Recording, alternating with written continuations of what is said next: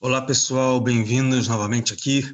no canal com Marcel Berdichevski, o guia de vocês em Israel. Estamos hoje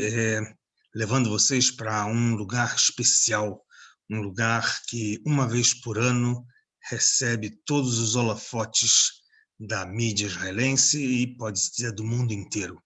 Nós hoje vamos falar sobre uma região na Galileia, só para que a gente volte a se localizar aqui no mapa de Israel, que nós encontramos aqui o Lago da Galileia, o Lago do Kinneret, o Mar Mediterrâneo, e temos aqui a região do norte, que é conhecida como a região da Galileia, parte chamada da Galileia Ocidental, a parte da Alta Galileia, a parte da Baixa Galileia e a Galileia Oriental, onde vai ter o encontro com o Vale do Jordão. Essa região da Galileia,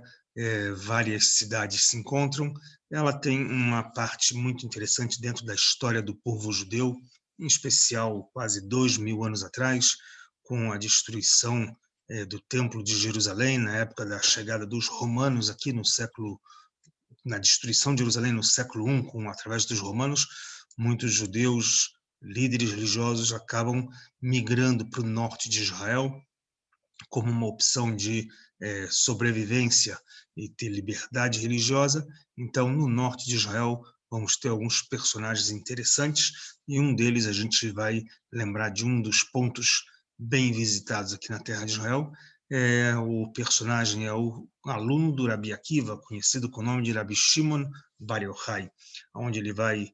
atuar no norte, e também perseguido pelos romanos, vai procurar um lugar de refúgio no norte, e na sua história ele vai ser o personagem que vai criar uma referência com o tema ligado a Kabbalah. Por isso que esse lugar, na Galileia, temos a cidade de Tzfat, a cidade cabalística, que desde o século II, quando esse Rabi Shimon Bar Yochai, esse rabino, falece, até o século XVI, com a chegada, a aparição de um outro cabalista, Rabino Yitzhak Luria, conhecido como Arizal, vai resgatar e vai começar a propagar os ensinamentos da Kabbalah, que era praticamente passados de mestre a aluno de forma muito oculta. Então, essa é a região que durante muitos e muitos séculos se manteve um pouco afastada do mundo judaico, e do século XVI em diante ela passa a se tornar um polo de peregrinação, e aumentando a cada ano. Nos últimos quase 200 anos, centenas de pessoas vindo, e desde os últimos 50 anos do Estado de Israel, 73 anos do Estado de Israel, mas nos últimos 50 anos ganhando mais ainda consciência, e podemos dizer que a cada ano que passa aumenta, a ponto de chegarmos a ter peregrinações. Nessa data específica, o dia de Lag BaOmer, a gente vai ter uma peregrinação de mais de 200 mil visitantes. Até 2019 chegava a ter 300 mil visitantes, em 2020 um número muito limitado, com algumas talvez dezenas de milhares, ou talvez até menos, e esse ano volta, em 2021, a ter abertura para peregrinar para essa região conhecida como o Monte Meron. O Monte Meron é o monte mais alto da região habitada de Israel. Existe um mais alto que ele, que é o Monte Hermon, com mais de 2.000 metros de altitude, que fica na região mais ao norte aqui, mas o Monte Meron é o mais habitado nas regiões habitadas, onde tem cidades, que no alto da Galileia, com 1.200 metros. E a cidade mais próxima é a cidade de Tzfat, mas no próprio Monte Meron a gente tem algumas colonizações, moshavim, como esse moshav que eu mostro aqui para vocês, o moshav Meron, e lá se encontra a tumba desse famoso rabino do século II, precursor, podemos dizer, que propaga os ensinamentos e as ideias da Kabbalah através do livro do Zohar. E aqui se encontra a sua tumba. Essa imagem que nós temos aqui de um drone, podemos ver como é o espaço onde se encontra a tumba, não somente desse rabino, como também do seu filho, e ao redor, como isso aqui é uma região de montanha, estamos na parte da montanha, na parte baixa da montanha, temos várias cavernas de outras dezenas de personagens do período do século II em diante, de vários rabinos, até anteriores também, do século I, e antes a gente tem também, como Hillel, Shammai, outros grandes sábios que se encontram enterrados aqui nessa região, porque fazia parte de um percurso entre os que chegavam na costa do Mediterrâneo, em direção ao Lago da Galileia, cruzavam da margem ocidental à margem oriental do que era o reino da época da Judéia e depois na região da terra de Israel, era parte de um percurso importante. Então, aqui uma parte alta que controlava todos que passavam pela Galileia. Então, ao longo da história, nessa região sempre tivemos muitas e muitas guerras para quem vai controlar e ficar na parte alta da cidade. Na Idade Média, os Cavaleiros das Cruzadas aqui próximo tinham fortalezas, na cidade de Tzfat, uma grande fortaleza. E essa aldeia Meiron, ela acaba, então, nesses últimos anos, recebendo dezenas, centenas, na verdade, de visitantes ao longo do ano, e nesse período de Lag BaOmer vai receber um volume de, como eu falei, quase 300 mil visitantes ao longo de 3 dias. Montam arquibancadas para as pessoas poderem vir, fazem uma cerimônia de acendimento de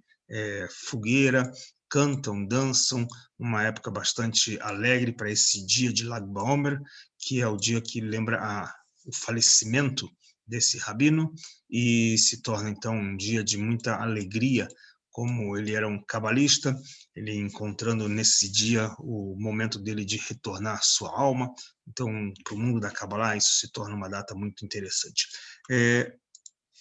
Outra coisa muito interessante que a gente pode conhecer é que a construção que já existe lá é uma construção que o ano inteiro recebe turistas, mas ela preserva uma característica das suas épocas passadas, construções de pedra em formas de arcos, assim como tem as cúpulas em cima, onde estão as tumbas enterradas desses rabinos. Eles preservam também as construções com várias colorações de azul celeste, como nós vemos aqui, com dizeres de versículos bíblicos.